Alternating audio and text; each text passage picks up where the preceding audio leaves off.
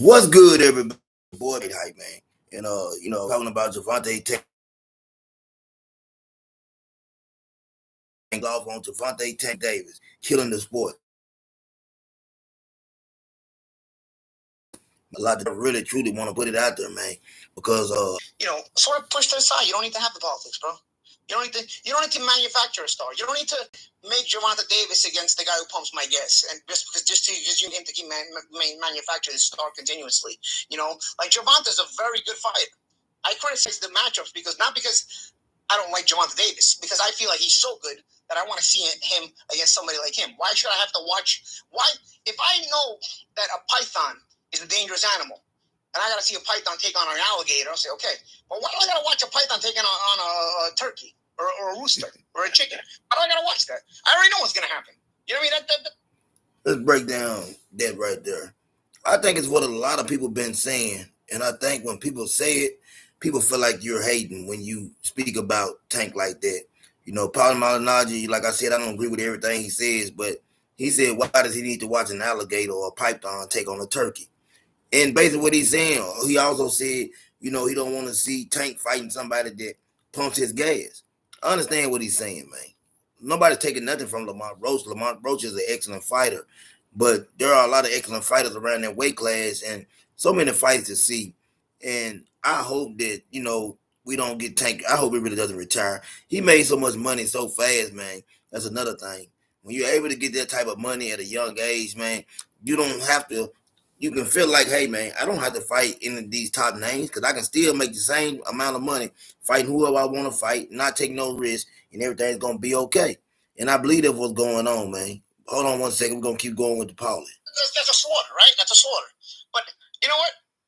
You would give it a Nile River, crocodile or alligator, and when I confuse alligators and crocodiles, but whatever. Give it a Nile River alligator and a python. All right, bro. You got me interested. You're like, all right, bro. Let's see who wins this. You know what I mean? It's they fight. Obviously we're not fighting to the death in boxing, but nonetheless, intrigued me. The Gervonta Davis fight with Lamont Roach. Lamont's a good fighter. He's a perennial contender. He's been a contender for his whole career. I think he's been pro for about a decade. I can remember him all the way back in his Golden Boy days. But solid perennial contender. Always came up just a little short, and then finally got over the hump and won his world championship. That's great for him. But that doesn't mean now you put him up in the next weight class against a bona fide star, pay-per-view star, and you make him the opponent. Like, that's not how you're supposed to do that, bro. You know what I mean? So that's why when I hear guys like Davis talk about they want to retire, they're not motivated anymore, and bro, that's just because they overpaid you. You know what I mean? And again, I don't like to bring up money. Now, whether he's been overpaid or not, that's not for me to say. I don't count another man's pockets. I'm happy that he's getting the money he's getting. I think the fighters deserve the money, man. You're putting your life on the line. So that's one thing I kind of don't agree with. I think that when you go in that ring and put your life on the line, take a chance that you might not make it out of there with your health, you deserve every dollar you're getting. But I do understand what he's saying about Lamont Roach and bringing him up and putting him in there with a bona fide star. I heard Coach Kenny earlier, man. The gift that keeps on giving. I love checking him out on Mill City because I know he's gonna say something ridiculous. He said, man, that it would be a bigger fight between Tank and, Bud Crawford if Bud could come down to a catch weight. Once again, a catch weight. Bud Crawford's not coming down to no weight, you know what I'm saying, no catch weight, I don't believe. Especially the fight Tank. Tank's at 135 pounds, Bud's at 154 now, about to move to 168. Listen, Canelo Alvarez is able to do some of these numbers that these guys are doing even when they're in there with superstars. So I don't think that it would be a bigger fight than Canelo and Bud. I think definitely Bud and Canelo does over 1 million pay-per-view buys easy. I think that's a cakewalk. But also, I wouldn't want to see, just like I don't want to see Tank in anyway, I know the outcome. I don't want to see Bud Crawford and Tank because I know the outcome. I don't see Tank beating Bud. I just think that that's when you would see the size really matters, weight classes for a reason, and that's a fight I don't want to see. I'm more intrigued with the Bud Crawford and Canelo fight than I am with Tank fighting, Bud Crawford. I just don't think it makes sense. Let's keep going. Account other people's money, but I'm bringing it up only because that's part of the reason he said that. Like, he's like, I made my money, this and that, and I won't. Oh, what did you accomplish though? Just because it's funny because people are so stupid today that they think just because you told somebody What makes up, money, it JG? automatically marries that they're successful now. That's it. It's you're a success. And I get you can't be poor and be successful because then it's not a good look. But money is not the be all end all for success, even though people are brainwashed to think so. So they throw you a bunch of money, but you don't have a single Hall of Famer on your resume, not one. And you're talking about you retiring because you just accomplished it all. Dude, I have to agree with Paulie on that. I don't think that. Well, Leo Santa Cruz, I believe, will be a Hall of Famer. So I take that back. I think Leo Santa Cruz is a Hall of Famer. He's on Tank's resume. Possibly in the future, depends on what Ryan Garcia does. He could end up being a Hall of Famer. But Leo Santa Cruz is definitely a full division world champion. So we know that he's gonna be a Hall of Famer. That guy's a Hall of Famer, whether Paulie likes it or not. Leo Santa Cruz had a better career than Paulie Malignaggi. We just gonna keep it real.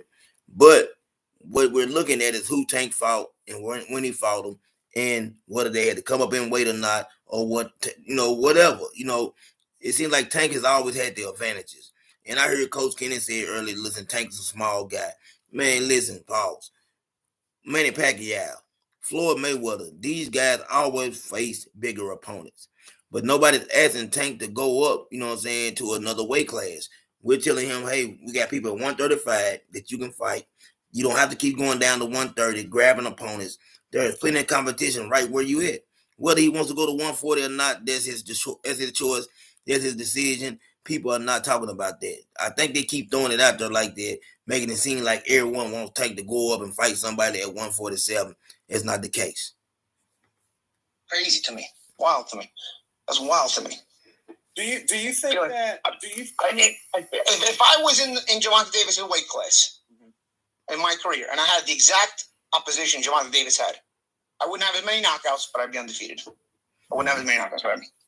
And that's the. Now, there's another thing I might not agree with Paulie on. I don't know if Paulie would have beat Mario Barrios. I don't know if he beats Leo Santa Cruz. Paulie was a decent fighter with no power. But I don't see him, like, there's a few people on Tank's resume that I actually think. Ryan Garcia, I think there's a few people on Tank's resume, that would have beat Paulie Malignaggi, just keeping it real. Paulie was a decent fighter. He wasn't no superstar, in my opinion. I got to say that right there. Resume we're talking about, we've just turned into a pay-per-view star. Now, could it be because of knockouts? Possibly. I'm not hating on that. Can legitimately punch. But he's got so much ability. Why can't I see him against somebody like him so that I can see, does he have character behind the ability? Or is he spineless? Does he quit? Why can't I see him? Because he's at the level now where I should be able to know that. That's what makes him special. That's what made Ray Leonard special. He went through the difficulty of fighting at Tommy Hearns. Even Floyd Mayweather, listen, he's dominant. He took on the guy everybody thought he was going to beat him, Diego Corrales. But then I remember he struggled against Castillo. And what did he do? He went right back after him again. You know what? And beat him in a second fight that if you watch that fight closely, it's not easy even. I definitely agree with Paulie. It's time for us to see. We know Tank got the power. He's a bona fide superstar. But at this point in your career, we should be able to find out if you have the heart to go with everything else.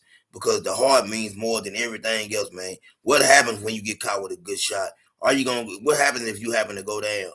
Are you gonna quit? You gonna get back up? I mean, we haven't seen this. We haven't seen Tank with real adversity. We don't know what happens. So I'm definitely like Paulie, man. I need to see that. He's been around, he's almost 30 years old. It's time for us to find out. The second fight, but he made sure he spreads the gap enough for you to know, what, I'm better than this guy. You know what I mean? But we got to see the character. You showed it to me.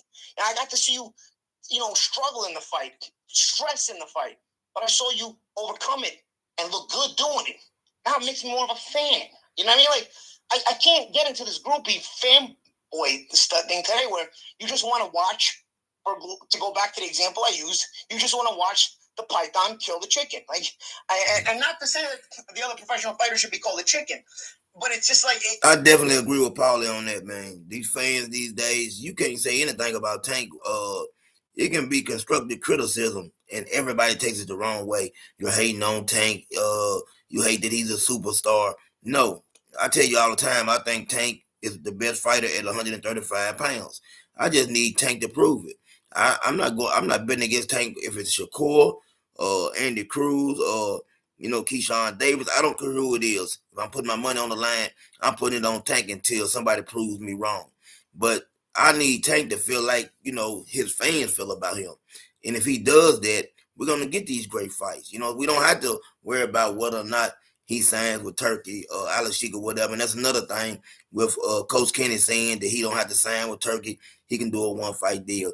Everybody that Turkey's promoting is not signed to him, but they are smart enough to go over there and get that money. And that's the thing with Tank. I don't understand. Tank says he don't care about the belts or any of that. So we know it's more about the money.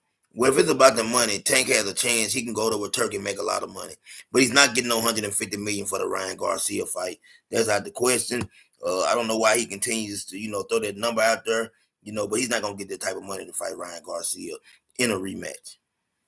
They don't belong in the same ring yet. Lamont Roach, if he would have made 4 or 5 title defenses at 130 pounds, okay, you know what? Now you're selling me a little bit. Okay, we got 4 or 5 title defenses at 130 pounds, and now he's going to go up to the lightweight division, and Gervonta's going to fight him. You know what? And he looked good in those 4 or 5 title defenses at the same time before he fights Gervonta. Now you're like, you know what? Oh man, now I'm curious. But no, what are you doing? You're doing the same thing you did against Alex Garcia. You're just recycling the same thing. As a matter of fact, it's the same champion, WBA 130-pound champion. You did it all over again. As a matter of fact, who did Lamont beat for the titles? Alex Garcia, because Alex Garcia went back to 130, still had the same belt. So you're just recycling the same move over and over again. We're not even progressing. I believe he said Alex Garcia. It was Hector Garcia, somebody that we seen Tank stop. If you remember that fight, Tank caught that man with a shot. He said he couldn't see it, messed up his vision. It was Hector Garcia that Lamont Roach beat. And he is right.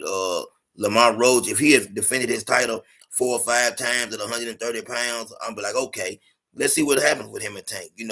Yes, Lamont Roach is an excellent fighter, but he is not on Tank level. We all know that, and we know how the outcome. If Tank comes in there and take care of business like he's supposed to, we know what's going to take place, a knockout. So you're killing the sport to line your pockets. And the people that run your business are killing the sport to line your pockets. I defend the sport, guys. I defend the sport, and so I want the best matchups possible. You're not going to entertain me with these kind of B-level matchups just because they're called pay-per-views and you say you masquerade them as something special, Do you think get to the point where somebody's undercards are better than the main events? Right. And that's how you have to sell it. You have to sell to the pure boxing fans. You have to sell a good undercard. If the main event is not good. Right, definitely.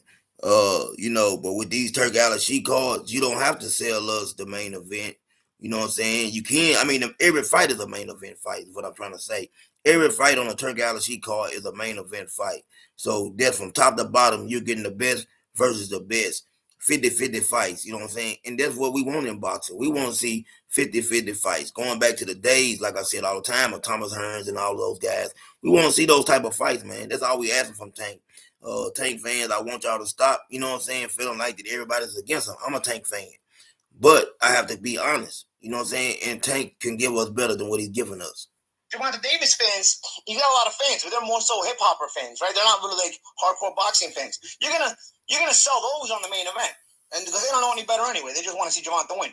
So you can put him against anybody and he'll win, right? I won't agree with that either, saying that they don't know any better. And there's sometimes the things I don't like with Paulie. I feel like sometimes he makes it a black and white thing when he says certain things. Listen, there are a lot of people in hip hop that know about boxing. So, you take Gilly the Kid and people like that, man, they know boxing. From top to bottom. They know what they're looking at and they know what they're getting when they put them in the ring. So I can't agree with that.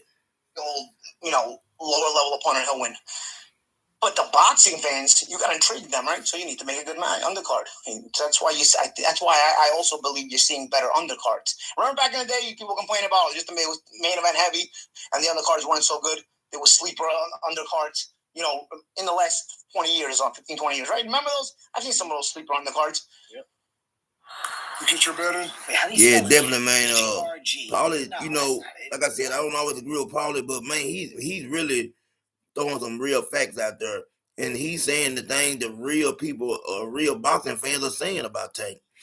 Like, if you're a Tank fan, you know what I'm saying, you should want to see him get in there with the best. You should want to say at the end of his career, he had a Hall of Fame career. There shouldn't be no, you know what I'm saying, hey, it's possible he on the fence. I don't know if he made the Hall of Fame.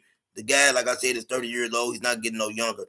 The time to face Shakur Stevenson and those type of guys is right now. I don't want to see Tank at 35, 36 years old taking on these fights. Your main event sucks, dude. That's why you got better on the cards. You know that you didn't make any progress. You just flipped the rules. Right. That's not progress, bro. When I was talking about when we were wanting better pay-per-view undercards, we didn't want to diminish the level of the main event. We wanted better pay-per-view undercards, and we still wanted a main event that was worthwhile. That was worth your pay-per-view dollars. Whatever, man. It's the ongoing story. I could rant forever on it. Do you think that? I mean, Gervonta is making the money that he's making because he's generating money, right? I mean, obviously he must. But remember, we are in an era where you have the internet. And we know that Tank is going. Anybody that get knockouts going to generate a lot of money. He's exciting to watch. I mean, who don't want to sit down in front of the TV and watch somebody get knocked out? We watched the Shakur Stevenson fight, and even though I tell people all the time that dude, man, Shakur Stevenson is a next level type of fighter. His fights are usually boring to people that don't really like boxing or know anything about boxing. Shakur Stevenson is not going to give you the knockouts, so that's why he can't get the credibility that Tank get, or people say, hey, Tank's going to destroy him. Listen, that fight between Shakur Stevenson and Gervonta is a 50-50 fight, and I lean towards Tank to win, but I know that Shakur has the skills to take care of business. I'm going to put it that way. TV, you have everything.